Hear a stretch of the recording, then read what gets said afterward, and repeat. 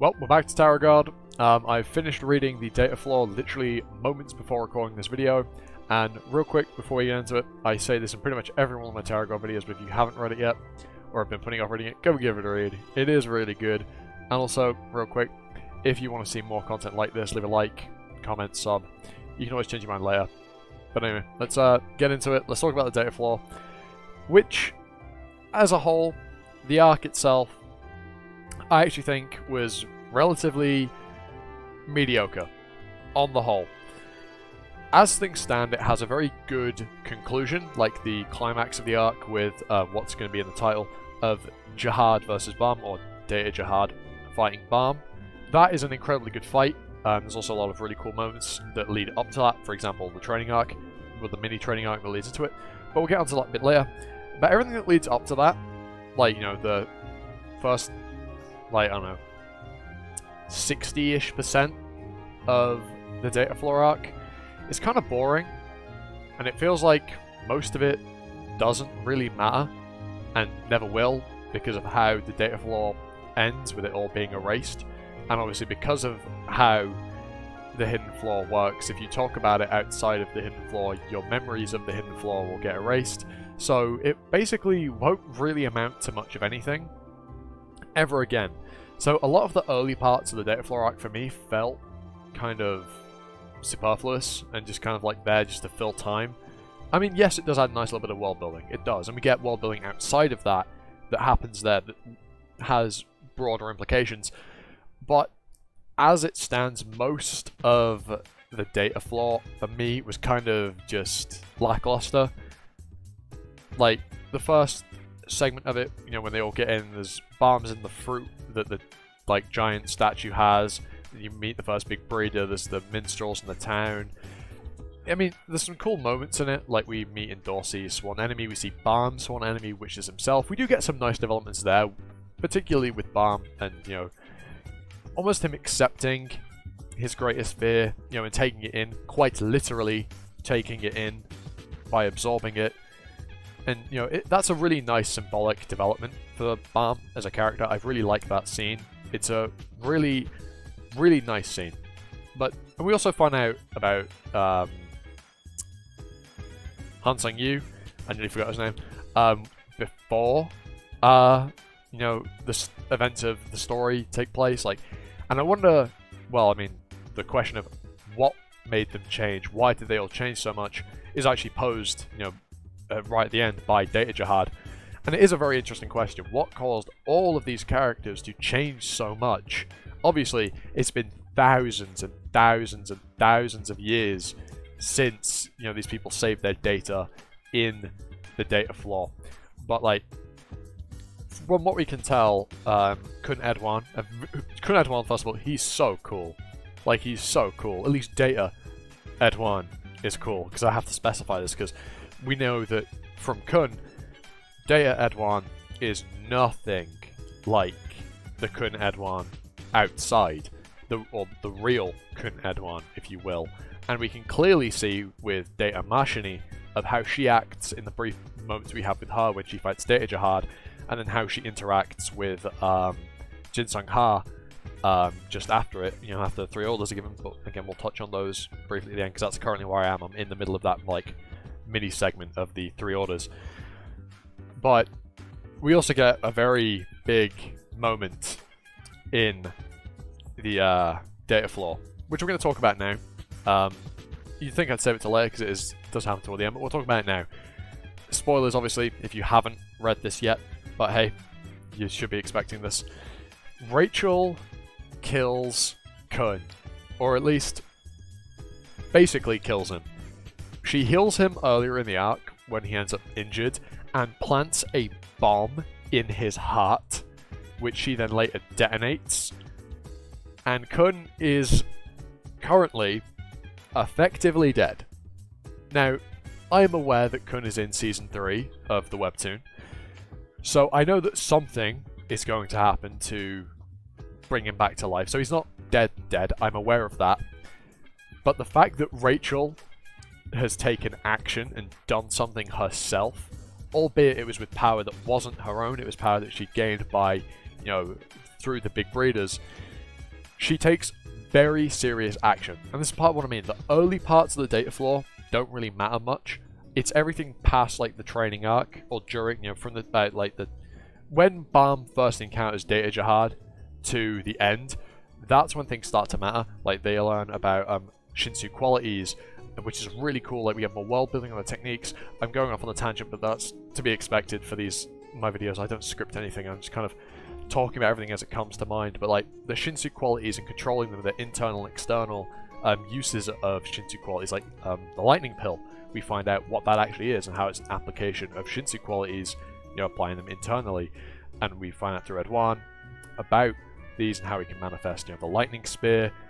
And we see Kun, who has an ice spear, which is, according to Edwan, incredibly rare. We also here find out that Kun could, and probably very well would be, an exceptional spear bearer. Obviously he's from the Kun family, so it makes sense, but would be an exceptional spear bearer if he'd chosen to go down that route, instead of, you know, ordering people around like he enjoys by becoming a light bearer.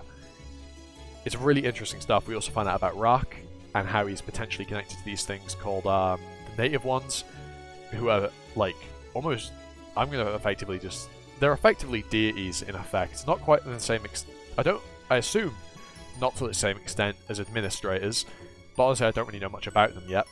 I assume more light will be shed on that, but Rak has this really unique power, effectively, and also he has a Shinsu quality of stone, and he uses it effectively to make stone armor on himself. Not to much effect, but he at least does it, which is really cool. We get to see Rak use Shinsu for the first time. Same with Kun, but it's more impressive for Rak given how he's a bit of a monkey brain.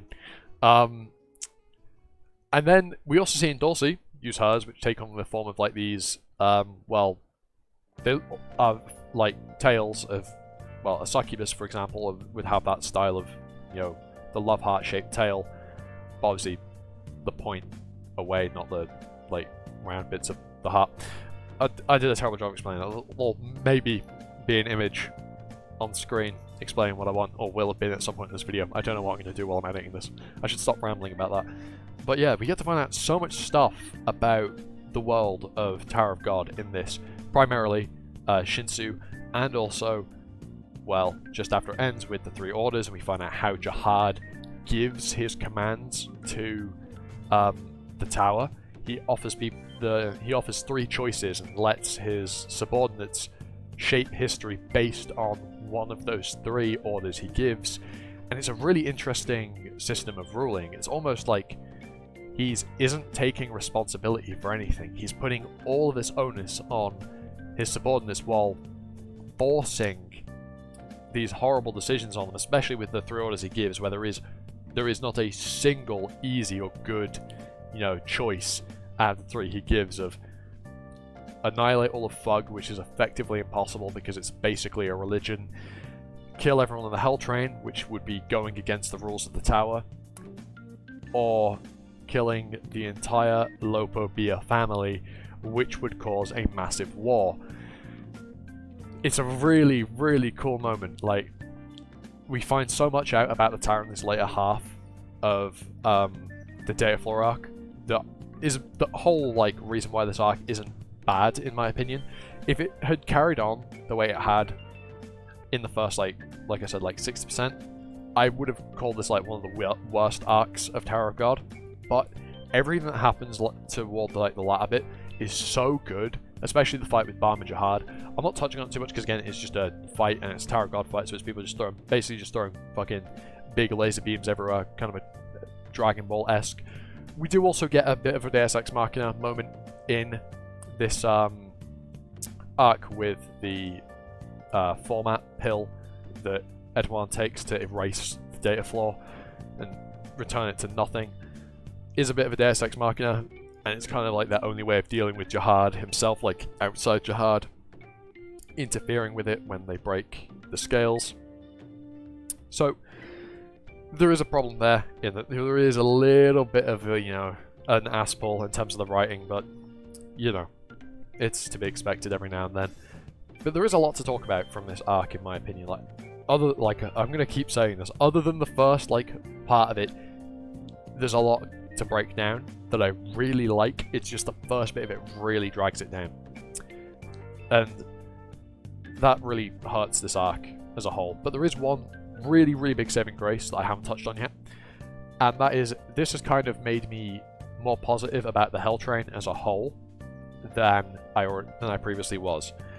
The Hell Train for me, up until now, had felt like, oh, yep, let's just accelerate Balm and give him a whole bunch of power-ups and make him super strong and like elevate him to a point where literally no one else of like the original main cast or just the main cast in general can even hope to ever compete with. Let's just put him on a completely different level. And that has happened. That is what the Hell Train is doing. That's what its purpose is, both in terms of the writing as from like an outside perspective, but also the perspective of the Hell Train within the story and how things have been manipulated. Is the Hell Train is there to accelerate Balm's growth, which happens. Obviously, he is exponentially stronger now than he was when he got on the train, as is evident by his fight with Jahad, fights with Joaquin, and then White. But we have at least had some, like in terms of power, development for the rest of the cast. Dorsey has learned to use her Bong Bong more, has developed Shinsu, Kun has developed Shinsu, Rock has developed Shinsu, so at least the rest of the cast are also getting power boosts and they aren't just being carried by Balm the entire time, which is kind of what I was worried about happening. You know, obviously, I expect that that's what will happen for the rest of the story. Balm will just get so much stronger than everyone else to the point where he is just a one-man army and everybody else is there in the background and not really touched on too much. But at least some of the side characters and, you know, the rest of the cast got development during this arc. And on top of that, we also have the sworn enemies, which is something I didn't even mention, really. And one interesting thing, everybody in one way or another deals with their sworn enemy, be it through Balm or not, except in Dorsey.